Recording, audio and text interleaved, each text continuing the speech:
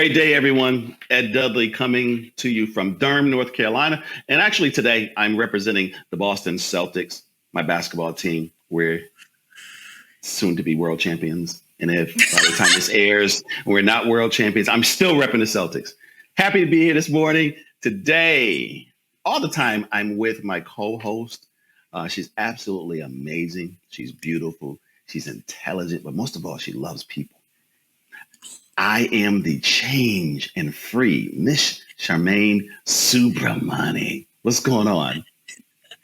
Oh, that was an incredible intro. Were you just being nice? Did we only start recording now? Oh. Yeah, we started recording now. The only reason you're nice to me, because you had to actually just put your Celtics out there. Well, for your sake, I do hope they win, right? They better win. It's fabulous to be in your company as always, my Zuluite. I'm looking forward to this conversation that we're going to be having with this fabulous Christi Wigle. It's pity about the nature of the conversation, but I think we're going to have a great time, great energy, and she will land exciting insights. And I just hope our listeners just listen, contributes, and make a difference in our world. That's all we desire, right? I think this is going to be a very informative conversation. And sometimes this particular conversation we're going to have, it's not really pushed out in the public enough. There's not enough awareness regarding this social issue that's going on. And I can't wait till we dive in. So let's just get started. Let's bring in the world-renowned Miss Christi Wigle. How are you, ma'am? World-renowned, though. That's an introduction. Come on now. You have contacts across the globe assisting you in so many different areas. So yes, world-renowned. Christi, I just want to say welcome to the Ubuntu house. It's an absolute pleasure to actually have you here. And thank you for giving us your time. And thank you for the difference that you make. Yeah. Well, we're all doing our part, that's for sure.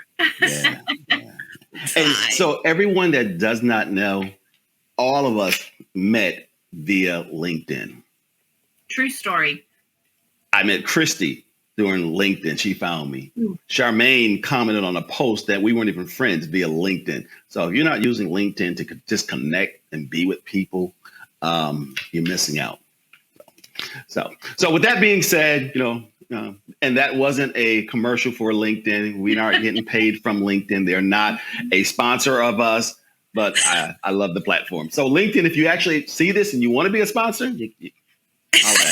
I will say that I encourage any business, any nonprofit, anything like that to be on LinkedIn, just because, as Ed said, I have made so many connections through LinkedIn, and it's phenomenal just because, unlike some of the conversations we were just having, Charmaine, on different platforms, at least with LinkedIn, it's going to be a professional interaction for the most part.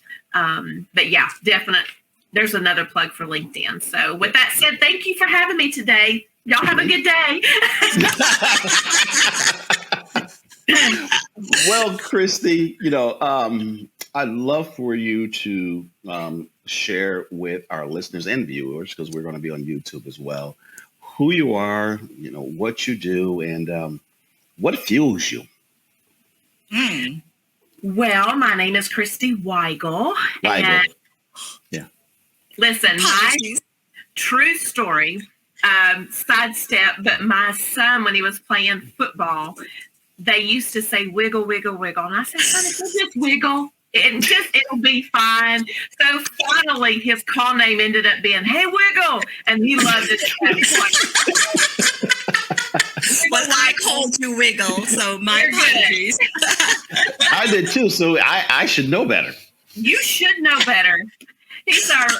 He's our interim board chair, and so yes, you should. But listen, I'll answer either way. But what a delight it is to be here today, and just to share about some of the things that I'm passionate about, and as Ed knows, making a difference is right there at the top of the list. And when you talk about what fuels me, that's what it is helping to make a difference, knowing that you have the ability, whether it's what we do or how we do it, those small parts, if we all work together, I'm passionate about collaborative teamwork. And if we're all working together, especially in a space such as human trafficking, when we discuss sex and labor trafficking, really, it's about making a difference for the victims that are still waiting to be freed, and also for survivors in their healing journey. So, together we all, it takes all of us, trust me, takes all of us doing our part to help make a difference in this space. Yeah. So let's back up a little, Christi, and talk a little bit about younger Christi and who she was, what she was doing, and what pushed you towards the work that you're doing right now. So for younger Christi, middle Christi, older Christi, all inclusive. Did I tell you I love Christi? I just love it. It's going to be an interesting session today. Listen, I'm about to turn 48 next month, and it's just kind of all inclusive. But for me as a person, I've always had a heart for others, and we all have a life journey. That life journey looks different for everyone. And I think, really, as we all evaluate and just self-reflect on where we are today and why we're doing the things that we're doing, all of us could just look back over our journey and have a greater understanding of why we do what we do. And for me, I've never been trafficked. There's a number of different things that I've experienced in my life that has created an environment of empathy and compassion for others. And I have experienced a number of different things. And so, my heart for people is pretty expansive across different channels of life. And it's through that lens that really, and a lot of prayer, I'll tell you, of really just channeling life experiences and the desire to help others into what I do now, at United Against Slavery, but certainly over 13 years in serving in leadership and survivor advocacy in this space. And so, I think if any of us just sat back and started talking about our story and our life journey, I think any of us could just bring inspiration to others that may either be experiencing similar things, maybe it's different. And, it's one of the beautiful things about life. We don't have to share the exact same story to feel that empathy and compassion for each other. But it's through hardships. I don't know anybody that's not experienced pain or trauma or just challenges, if we're just going to be honest, with each other. And, it's through that lens that, Charmaine, you and I could talk and just hearing a little bit about you, or you hearing a little bit about me, or, even with your audience, if we're just real with each other. Life's hard at times. It really is. Yeah. And one of the things I have said for so long is investing in others is one of the greatest investments we'll ever make, period.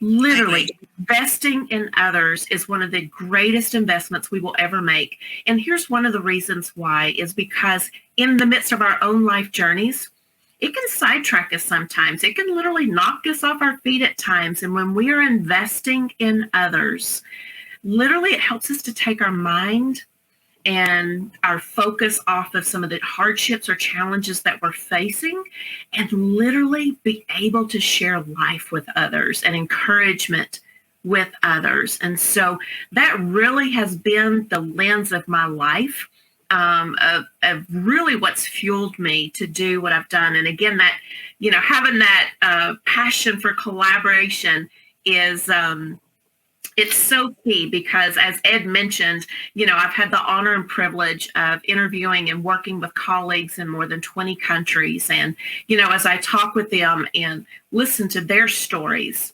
it's, sometimes it's heartbreaking, literally. And it's not just me interviewing lived experience experts. It's just in the field experts, those that are, whether law enforcement or service providers or nonprofit leaders, and certainly those with lived experience, literally just hearing a bit of their stories of what fuels them and what are the challenges that they're facing. And And so when I consider the place that I feel like the Lord's put me in, if I have just even a small opportunity to listen to those voices, listen to those stories, and then use whatever skill set, creativity that the Lord may bring to me so that I can really help make a difference for others, man, it's all worth it. Totally worth it.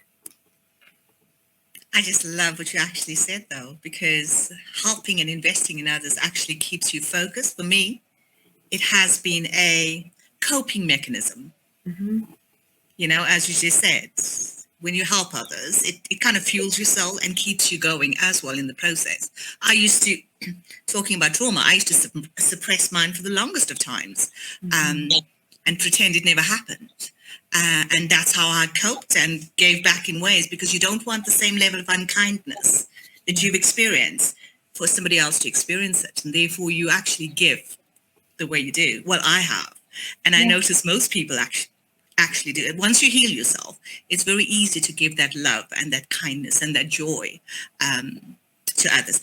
Christi, I have some specific questions regarding your organization and what you do. I've been doing some research, and I was quite horrified to read that trafficking is a 2.8 trillion rand industry. You will have all the stats, right?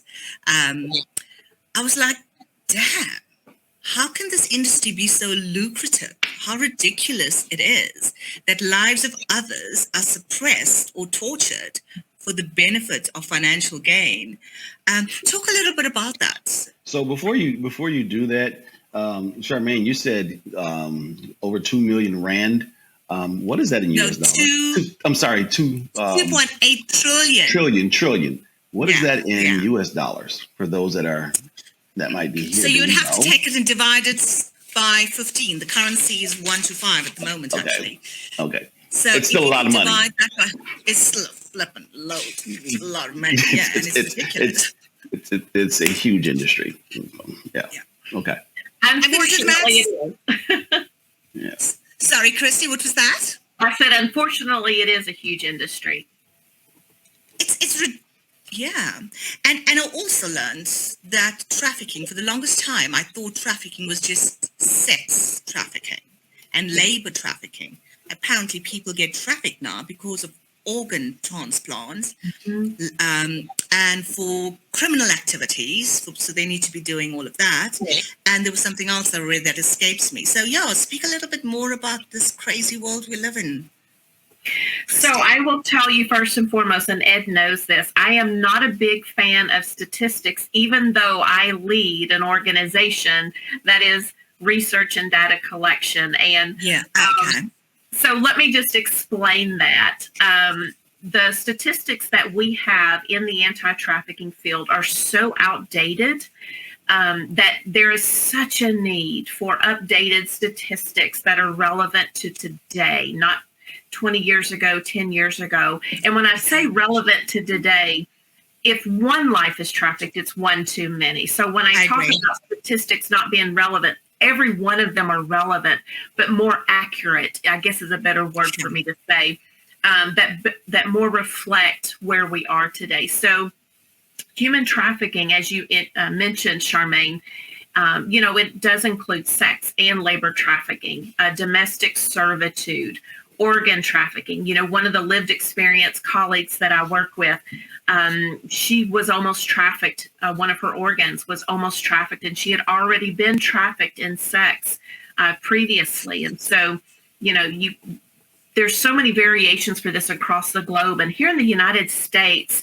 when there is awareness and training, the majority of time, if you say the word human trafficking, almost immediately, most people just think sex trafficking. And most of the time they'll make a comment almost immediately. It's like, it's horrible that they're raped and things like that. Yeah. The reality is there are more labor trafficking victims across the globe than there are sex trafficking victims. And again, if one person, man, woman, boy, girl, it doesn't matter the gender identity, the race, the nationality, it just does disability.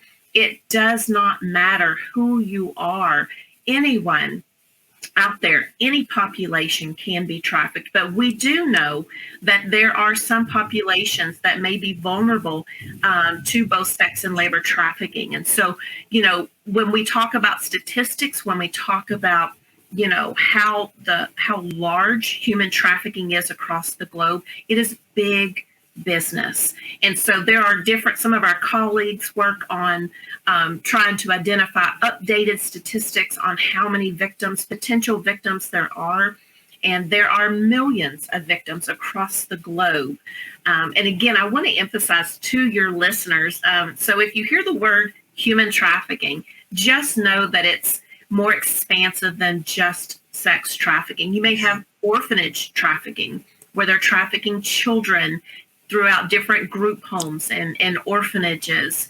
And, the reality is, for anyone that's not been educated on what human trafficking is, and I just want to share, if that's okay, just a little bit about what human trafficking is and how, certainly we were talking earlier about just younger generations being exposed on social media.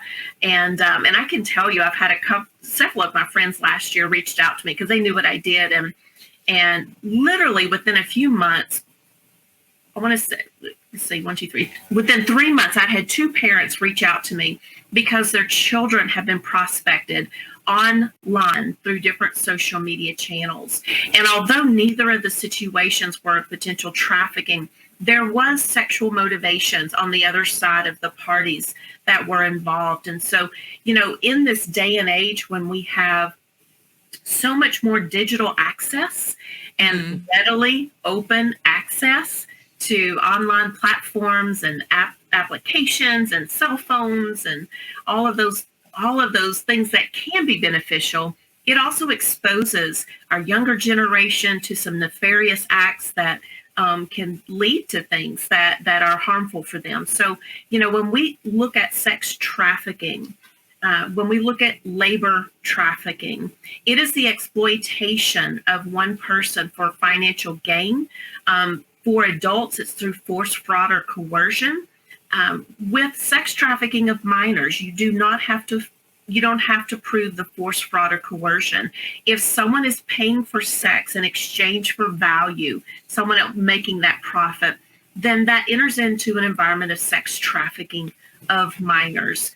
And as sickening as it is, when we consider a lot of statistics, again, of the impact of men and women that are willing to rape young children, it's horrendous. It's absolutely horrendous.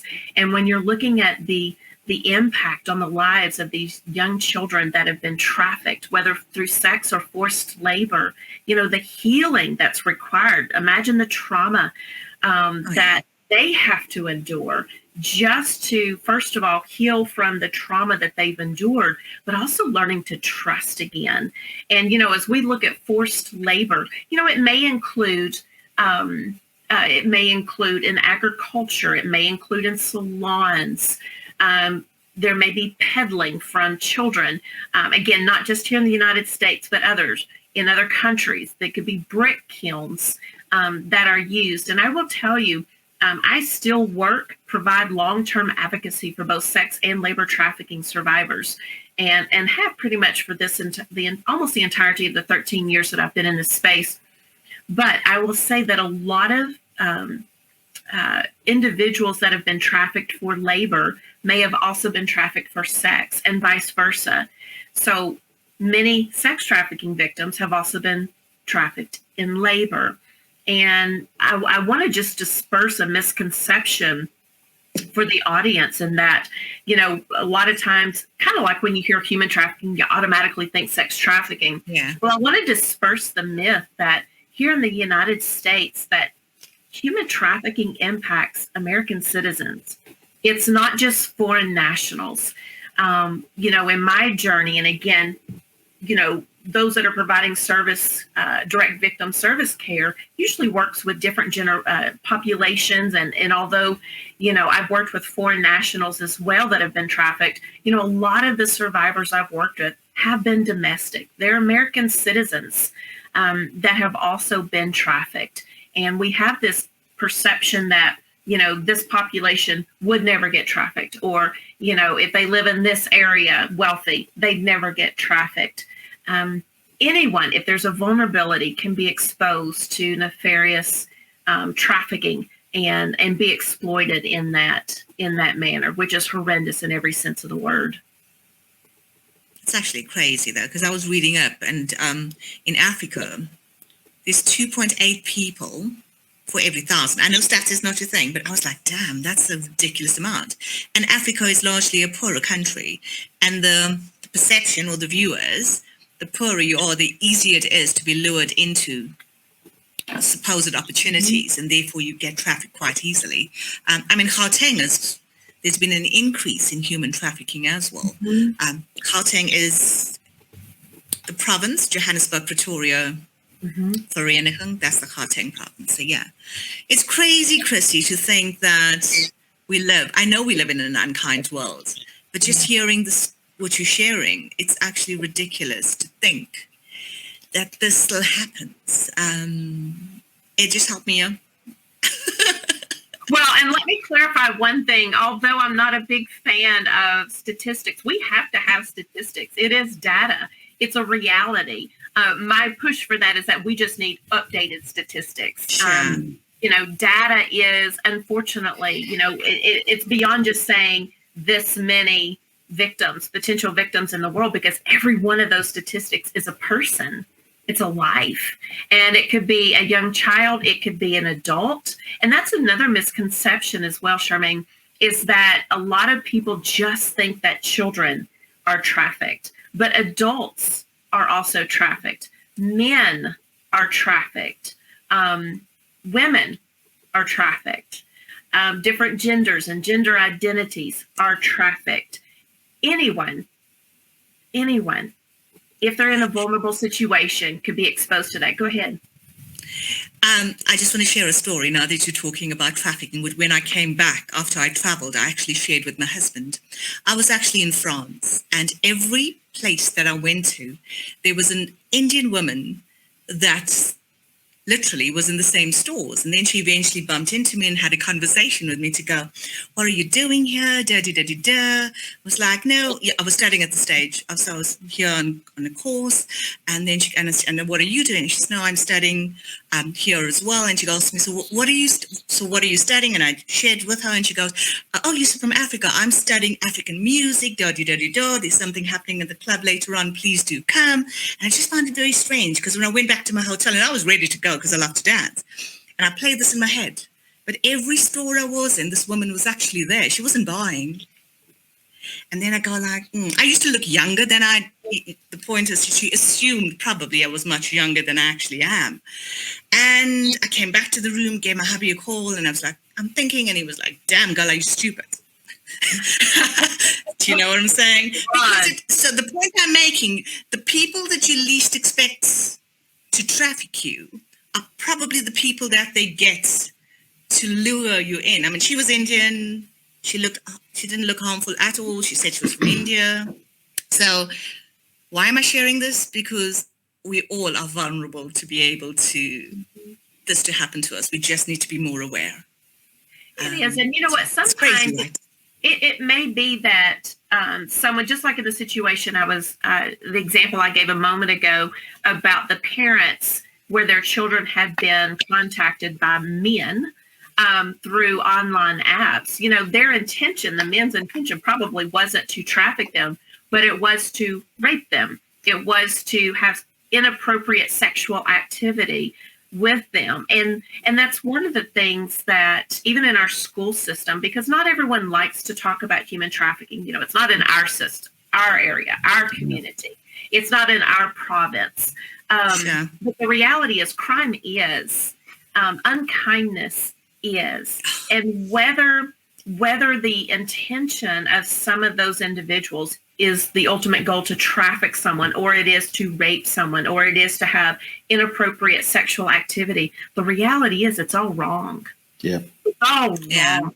And so we have to have that same focus to help deter it and be aware and be willing to contact the right authorities to report if we have any suspicions, not take things into our own hands, but if we have suspicious about anything nefarious, to report that so that it can be investigated. Because again, if we can be on the front end of prevention and prevent something from happening, that's the best form of anti-trafficking, is preventing it from ever occurring in the first place.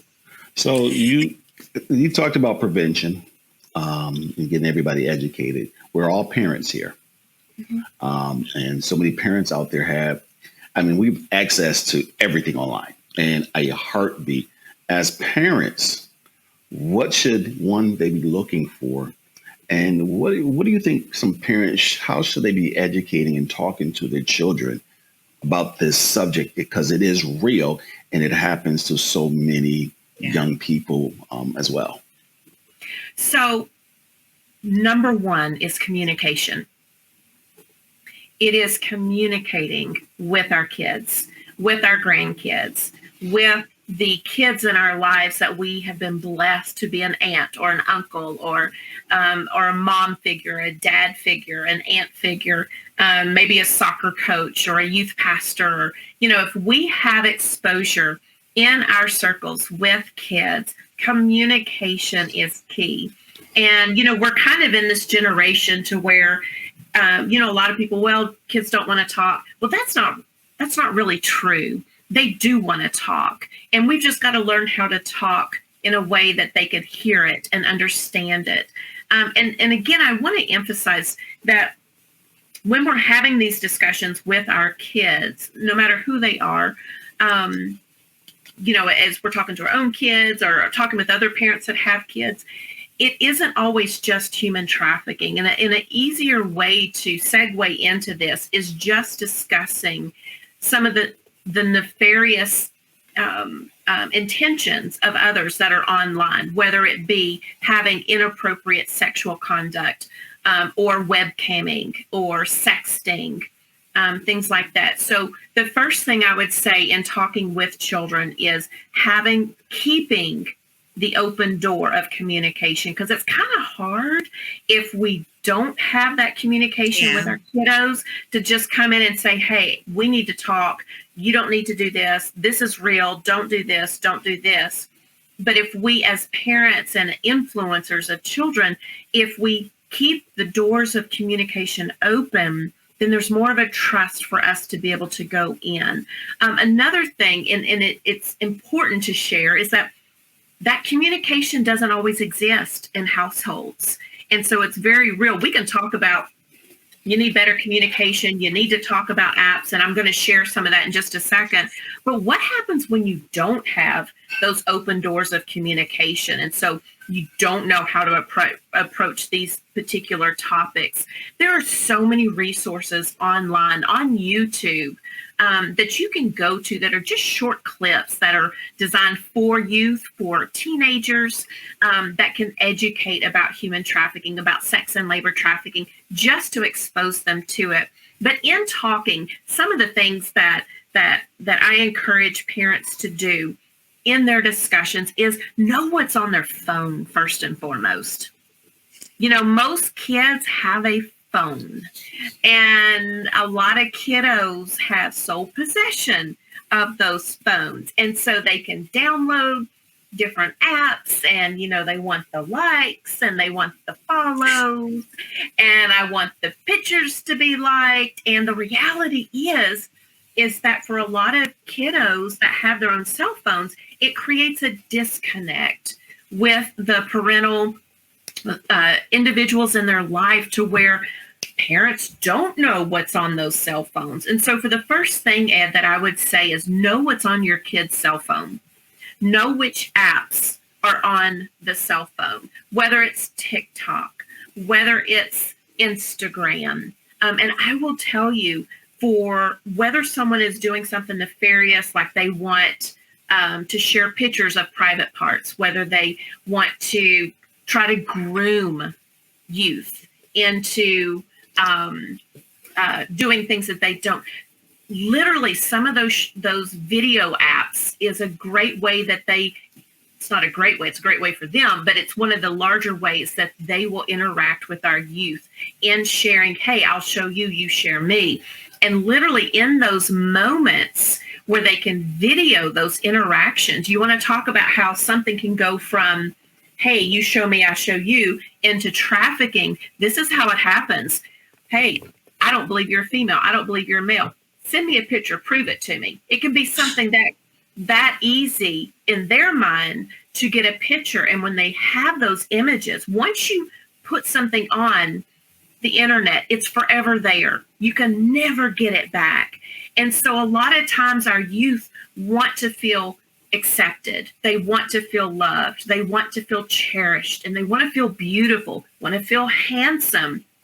They want that positive affirmation, whether or not they have it at home. They want that affirmation. And so sometimes in those vulnerable moments, they may be willing to do something or send something that they may have not, maybe a tug inside that's like, I don't think I should, but I want this person to like me. At the moment they release something online, it's there. And what a lot of times what they'll do is they will take that video, they'll take a screenshot of whatever the picture is, and they'll use that against the youth. Well, now that I have this, you have to do what I say, or I'm going to put this out there. I'm going to take this to your parents. I'm going to put this on the internet, and it will embarrass your family.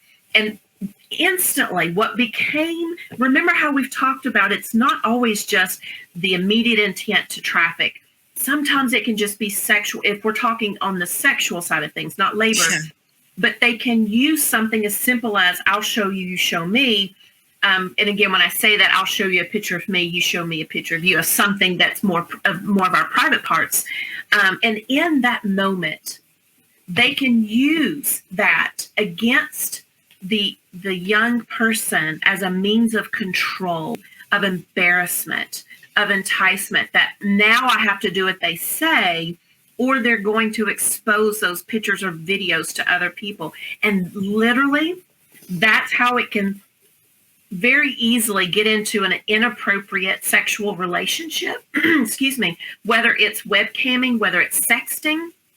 And again, the end goal may not be trafficking. It may just be something other nefarious. But Ed, some of the other things that I would encourage, know what's on the phone, know those applications, discuss some of those. Educate yourself is really one of the first things I would say to parents and those that have influence with children, is educate yourself. Literally, it's not just what is human trafficking. We have got to educate what are the top apps that are being used in trafficking. I can tell you TikTok is up there, Instagram, Facebook, even Twitter, but some of the many apps. And again, my kids are grown up and out of the house, so I'm not up to speed with all the newest apps that are coming out. But what I can tell you is know what's on the phone, educate yourself, find out how individuals are exploiting others through these applications. Have those conversations with them of just being mindful. And guys, it's simple. I say it's simple. There's nothing simple about it, but it's having those honest conversations of, hey, have you ever been asked to do this?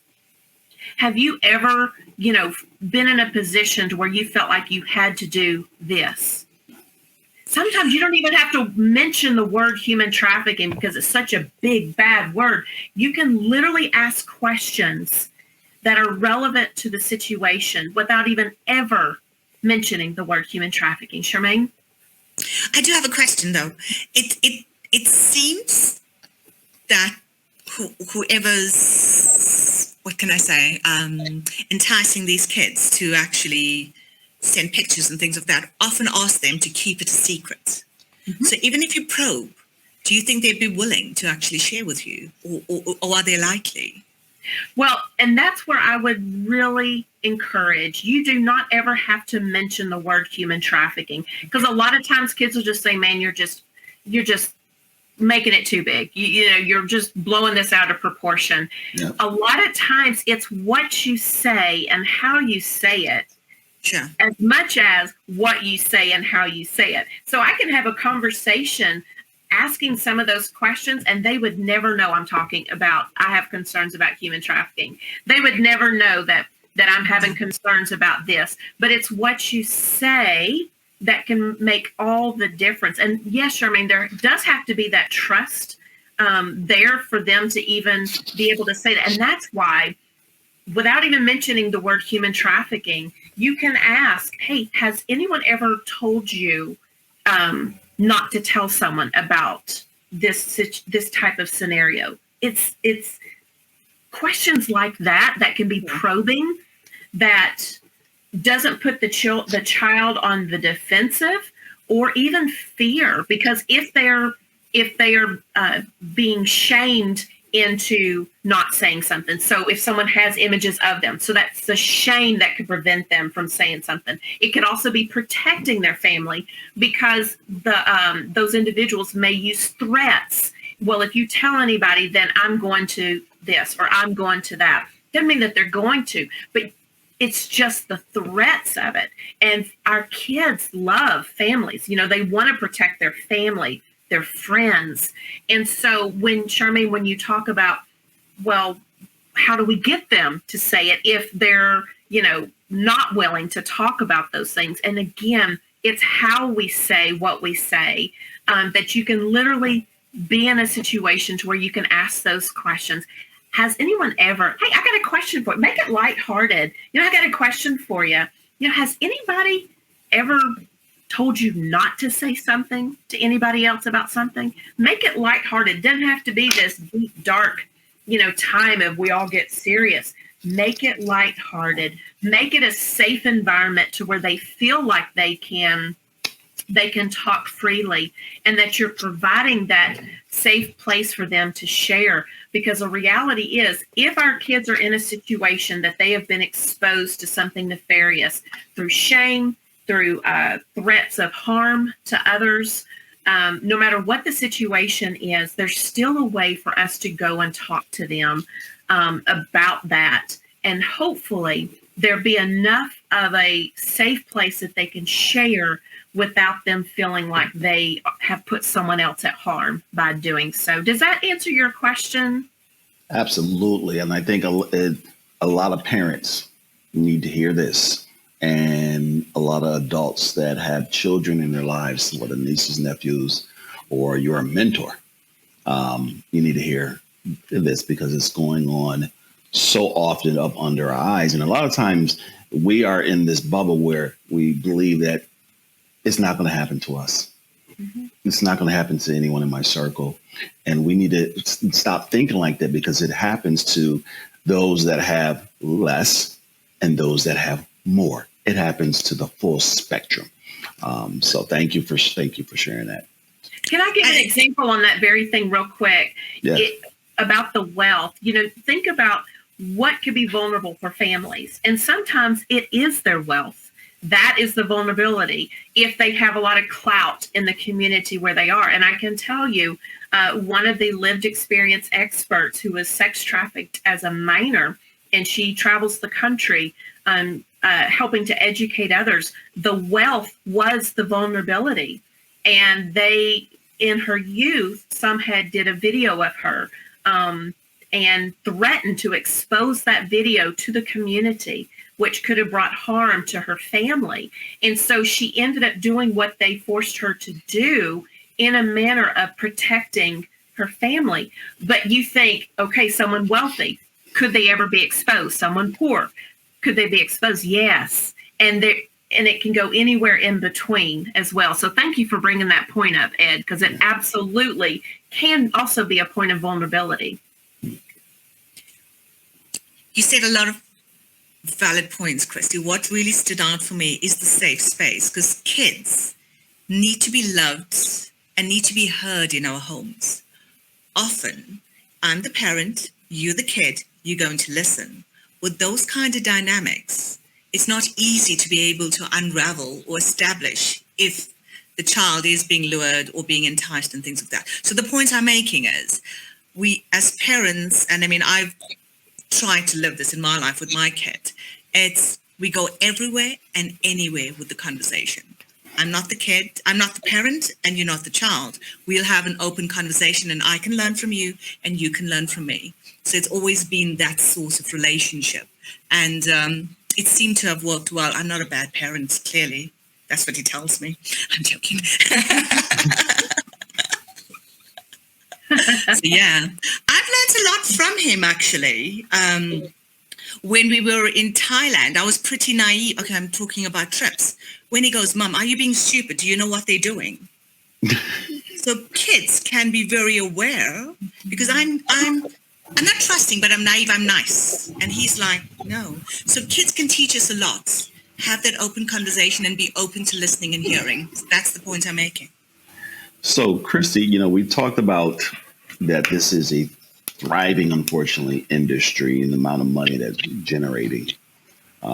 There is a movement from some forces out there that are trying to stop not only what you're doing as an organization, but other organizations. Can you talk a little bit about that? Because I don't think a lot of people understand that. So I want to be clear first before I want to understand exactly what you're saying, so I don't tap into a side of this that may not be where you're wanting me to go. So can you clarify? So United Against Slavery is a research organization around human trafficking. Mm-hmm. There are a lot of organizations helping human trafficking. There are a lot of entities that profit wildly from sex trafficking. And what I want you to talk about, because so many people we don't talk about, period. You don't really see it anywhere. Talking about their organizations that are lobbying against. Some people want to make it legal. Let's just call it like it. Some people. Sex trafficking and a lot of that stuff. So there's entities that want to make it legal to be able to do some of the things. He's talking about commercial sex work. Oh, yeah. Okay. It's actually, yeah. Okay. Yeah. So and I'll clarify that. Yeah. Okay. So talk about some of the forces that are just trying to just push it off on the rug so they continue to make their money. So and there's some powerful organizations and individuals out there doing it. So that's a loaded question, and with 15 minutes left, let me see how I kind of wrap it together, into a few minute speech. What I can tell you is this: early on, I shared about my passion for collaboration, and what I can tell you is within the collaboration, my focus is combating human trafficking, period. Yeah. And we all come together, at least at United Against Slavery, whether we are doing like our current transportation study that we're doing, whether it's a pilot study, whether it's other research. The beauty of what we do in collaboration is bringing together diverse opinions, varying ideas of what should and shouldn't be. We have different belief systems. And again, when you're focused on collaboration, because unity is one of the greatest weapons we have to combat human trafficking, period. It just is. It just is.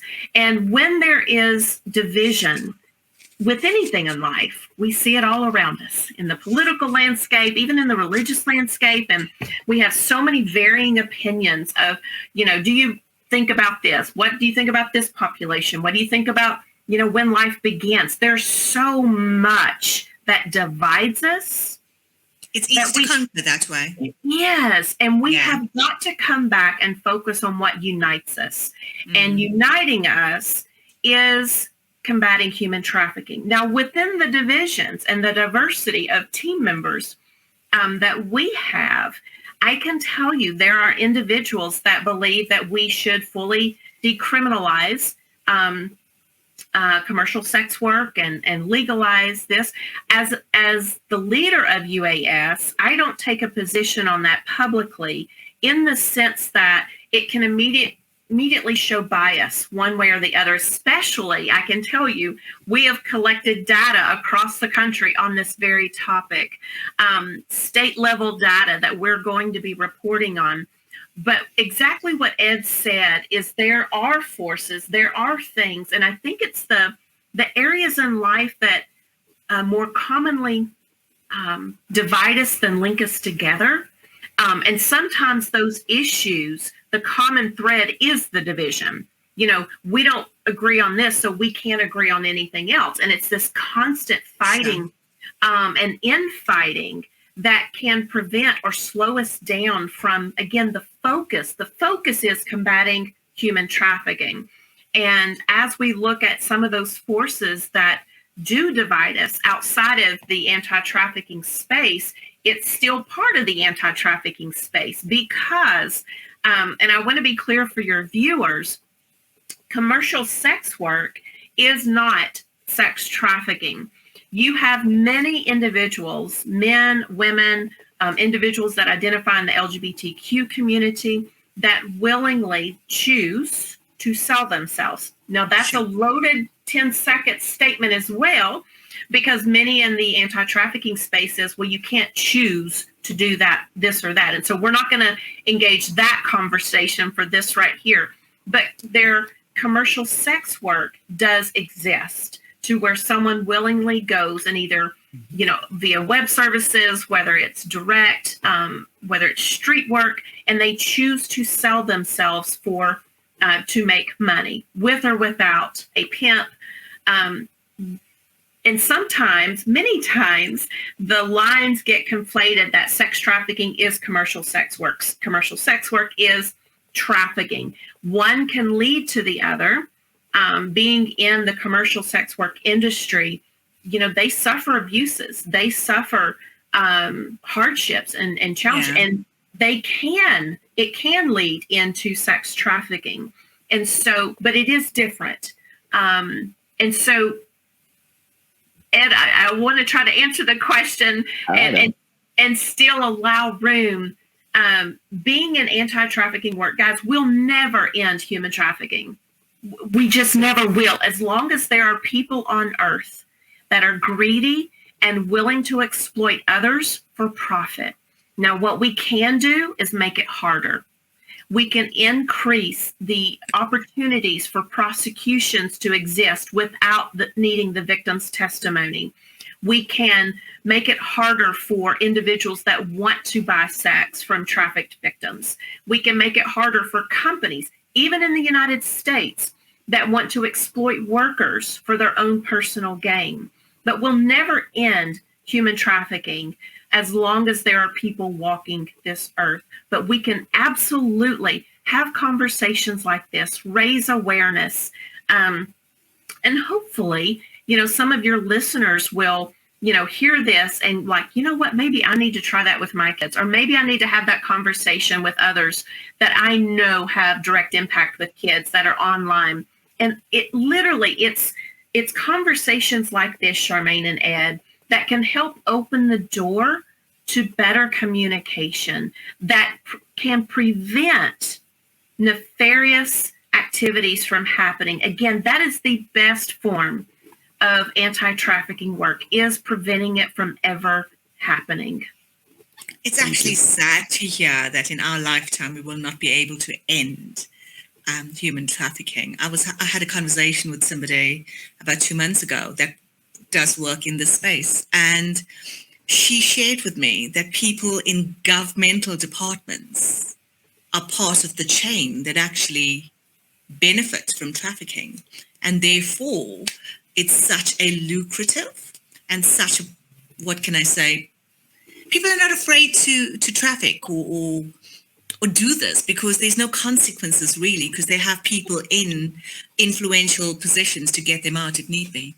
And there's protections in place, unfortunately, for some in higher positions that... Yeah, ridiculous. I often say we can legislate, but if you have a cruel heart and you want to be a criminal, you'll always be it. We cannot legislate against that. And you find ways and means of actually protecting. It's sad, though. I mean, it it makes me so angry that people can treat another human being with so much disrespect and unkindness. It grates me. Well, and that's the lens that we lead at United Against Slavery. Again, I've been serving in leadership and survivor advocacy for 13 years now. And it's through that lens, Ed said early on, what fuels you? Well, he knows because he works with me enough. But it's through that lens at UAS that we know that we can help make a difference. And we help make that difference. I created a research methodology. And I know there's a big words, but it's focused on the people. There's thousands of activists across the globe and different stakeholders, whether they be healthcare professionals, whether they're law enforcement, nonprofit leaders, service providers, hospitality workers, transportation workers. We've identified more than 20 different stakeholder groups that have either direct access or direct impact with potential victims of human trafficking, survivors of human trafficking, or even the media, even the show, those that are in print or digital that have the ability to impact counter-trafficking measures. And so, Charmaine, what we do at United Against Slavery is we focus on the people actually doing the work. And to our knowledge, we're the first organization in the globe ever that is focused on the people. And so if you want to fix a problem, you've got to find out what is and isn't working. And to do that, you've got to go to those individuals and ask that. And so what we do at United Against Slavery in a collaborative manner is we hold what's called national outreach surveys for a particular population. So right now, under a U.S. Department of Transportation Impact Award, UAS is in the final months of concluding a transportation study where we reached all modes of transportation as defined by the Department of Transportation here in the U.S., except for pipelines. We didn't reach pipelines. And yes, they do include pipelines as a mode of transportation. But what we've done, Charmaine, is we have launched an anonymized survey, and we have almost 4,000 responses across the United States and in several hundred in other countries of asking questions. What type of training have you had? What type of training would you want to have? Do you know how to report? Do you have concerns about reporting? When you think about labor trafficking, which age group do you think of? Which gender do you think of? When you think about sex trafficking, which age, gender do you think of? Do you think it's a problem in your community? What recommendations do you have to improve? Again, in anything, when you're trying to solve a problem, you're trying to improve the chances of making it harder to do something. You have to go to the people and ask them what is and isn't working. And that's our focus. We are people focused, listening to the stories, listening to their journeys, and then we're going to make that data available to the public at large. So whether it be legislators, whether it be philanthropists, whether it be the nonprofit leaders that need that updated data, as we've talked about throughout this conversation. But we consider at United Against Slavery, we consider it an honor to be able to serve in this capacity, and Lord willing, be able to continue to reach the voices on the front line so that we can help them.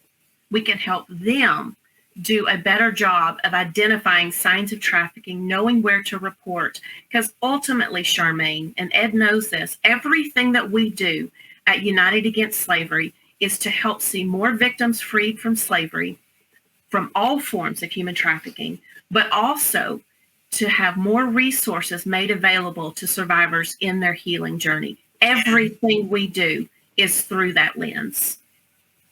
Thank you for the work you do. I mean, that survey is quite powerful, actually. I am going to have a conversation with you outside of this, just to understand a bit more and see how best we collaborate. Yeah. It's wonderful.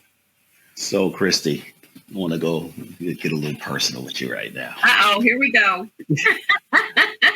You and I have had offline conversations, and this has been the work that you're doing, the service that you're doing, the ministry that you're called to do is challenging. on not just the professional front, but a personal front. Share some of the challenges you're going through. Why do you keep doing it? You talk about service and wanting to help someone, but sometimes we do some things and it drains us, affects our family and things like that. But you continue to show up and do the work in spite of some of the challenges that you might face personally. So I'd like for you to share with the audience that you don't have to share any of your stories, but what is really just keeping you there to basically stay in this fight? Because some other people would have been knocked out. They would have quit a long time ago and said, you know what? This is too challenging. This is too much. I'm not doing this anymore. I'm gone. I can answer that. She's a woman with a heart and a woman on a mission. No, I'm teasing. You go, Christi. Well, it is that too. It is that. And it is, one of the things, and I don't know your audience, whether they're faith, not faith. And I never push my faith on anyone. But most that work with me, and again, that diversity and collaboration, we have individuals that have no faith, refuse to have a faith, we just all of the above, but they do know that my faith is important to me. And I will tell you, serving in this movement for 13 years has required a lot of prayer on my part. Because the cost has been great to my family.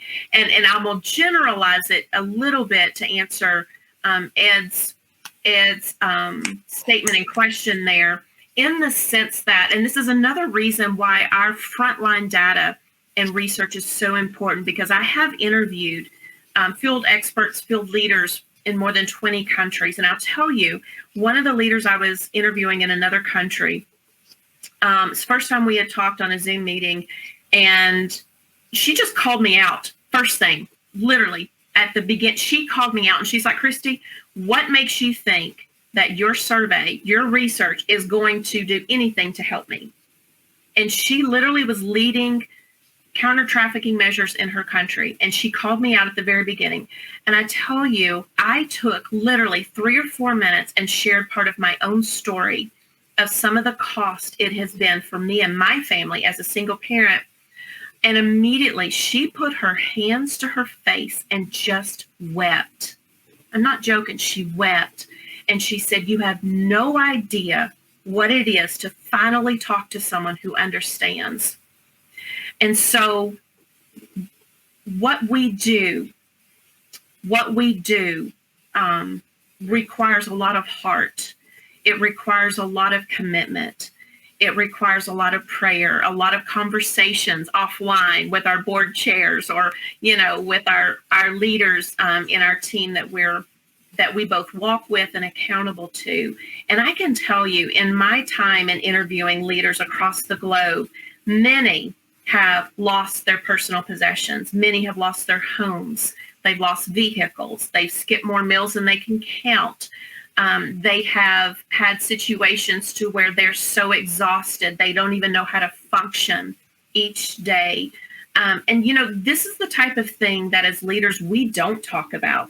We don't make it about us, because our journey, what we're doing, is about the victims being freed, is about survivors getting the resources. But I want to tell you something. And it is hard, because I am one of those leaders, and we just don't talk about those things. But if we're not willing to talk about the cost, the hardships, the challenges that these leaders, these stakeholders across the globe are facing, how are we going to make things better? Sure. How are we going to address those challenges and those hardships so that we can try to focus on getting resources? And I can tell you, part of my journey has included a little bit of everything I just shared about leaders across the globe. And there are moments where you just have to sit back, and it's like, literally, I have prayed more times than I can count. Lord, I'll hand everything over. I'll give, someone else can take all the credit for what we're doing. I don't care. Just let them take over. Maybe I was supposed to be the front runner on this particular space, and someone had to pay the cost. So, that was my contribution. And there have been times where the exhaustion has been so overwhelming. as it is with leaders across this globe. Literally, I was talking with one of my colleagues who has served almost as long as I have in another area. And she said, gosh, sometimes my chest hurts so bad from the stress. And I'm like, oh my gosh, you too. Because the stress of what we do is so intense at times that literally I've taken my hand and put over my heart and said, Lord, please heal my heart. Because the stress at times has been so intense. I didn't know if I was going to have a heart attack, literally, because the chest pain was so hard. But I didn't know other leaders were having that same health issue just because of the stress on this. And what I can tell you, more and more leaders that we talk to, is we're literally told, thank you for doing what you're doing, because everything we do is in an anonymized way. We de-identify all the data that we collect, but we ask the hard questions, Charmaine. We do it in a respectful way, but because we are stakeholders ourselves, we know the questions to ask because we've experienced and lived it. Law enforcement have much different challenges than service providers. Healthcare professionals have much different challenges than transportation workers. But when we take a moment and just listen to each other, we do that in our data collection. Every single person that participates in one of our national outreach surveys, the community as well, concerned citizens as well. We have questions for citizens, just concerned individuals. We're listening to their stories, to their hardships in an anonymized way so that publicly we can continue doing the work we're doing. But guys, if we were just to stop and ask this random person or that one, tell me your story. In 5 minutes, tell me what you're going through right now. We would be shocked at the hardships that people are facing all around us.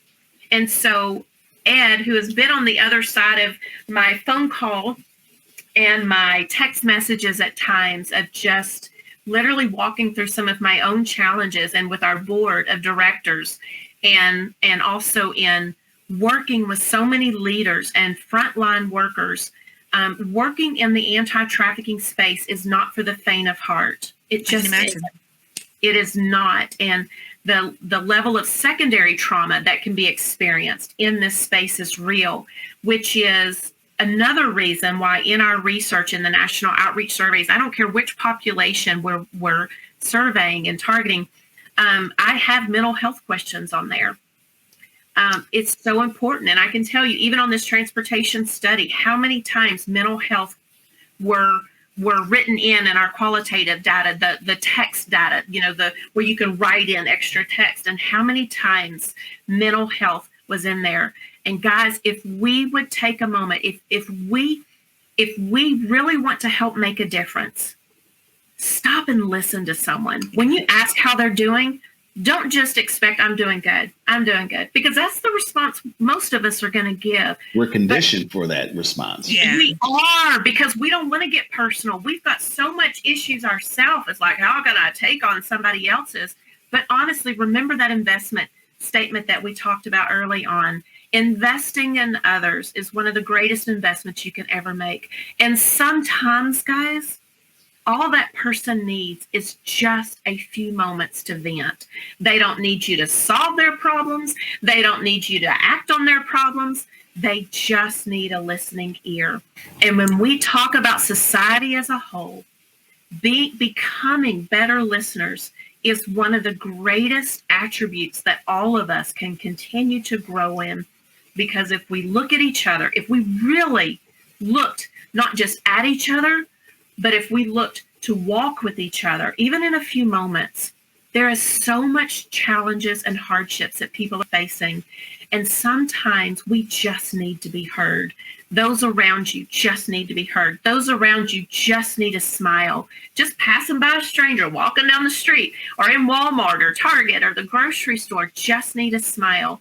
When you talk about how do we make a difference, it starts with me. And it starts with you. And it doesn't have to be this grandiose global, effort to do whatever. it starts in our local communities. It starts with those around us. And although people around us can get on our everlasting nerves and like, oh, Lord, save me from this, whatever, and I'm not talking about abusive situations. I'm just talking about just familial, irritations that we have. But guys, if we would take a moment and just say, I don't know what your day looks like today, but I want you to know how important you are. And you are worthy. You are precious. You are beautiful. You are remarkable. And guys, we all need to hear that. And men out there listening as well, this goes for you too. We carry the weight of the world on our shoulders.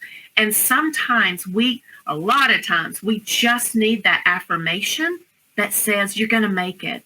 You're doing a great job. Single parents out there, you're doing a great job. I know you're tired, but you're doing a great job.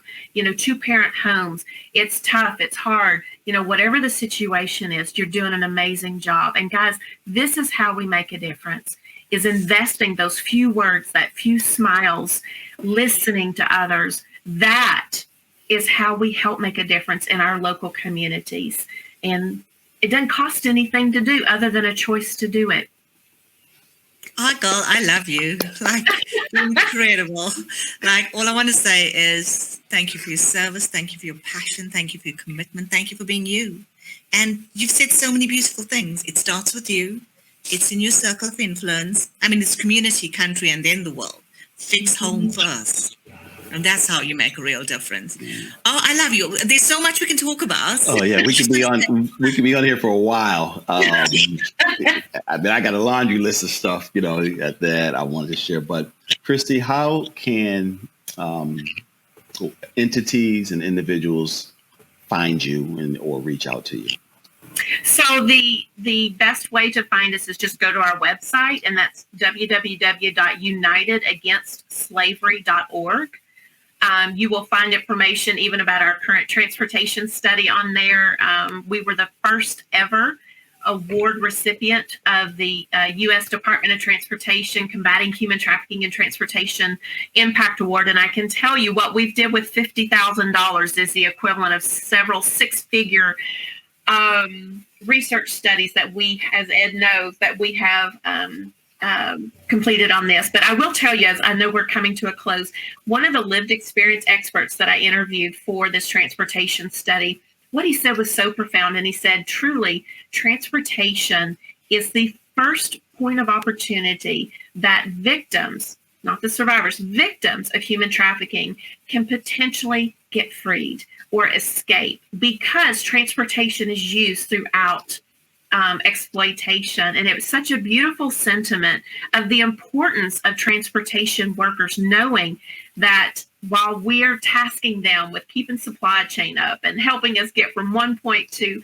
another point, whether it's transit or roadways or airways, that we're also tasking them with, looking for signs of human trafficking. But I will tell you, you can find all of that information on our website at unitedagainstslavery.org. We've got so much information just to educate and to enlighten others of the important work that we're all doing in a collaborative space across the globe. Well, thank you, Christi, for joining us. We really appreciate you. Charmaine, do you have any parting words? All I want to say is thank you. I'm so grateful that you're in the space with us. I'm grateful for the work that you and Ed do and making a difference in the lives of many. So Ed, thank you for holding the space with me, and thank you for introducing me to amazing people like Christi. And I believe together we can actually have a greater impact in our communities, country, and the world. So love and light to you, Christi, and just strength, and just wishing you the very best, because your work is not easy, but you persevere. And I'm glad you have people like Ed in the boardroom and over the phone to be able to support you, and the importance of people having at least one person to be available for the venting, for the venting, for the ability to be listened to, and the ability to help offload the load, because you cannot walk this road alone. It's heavy. Lots of love and light to you. This has been another, go ahead. This has been another Ubuntu Connected podcast. Thank you for tuning in. We wish you well. If we can serve you in any way, shape, or form, please do not hesitate to reach out to us because we care about you.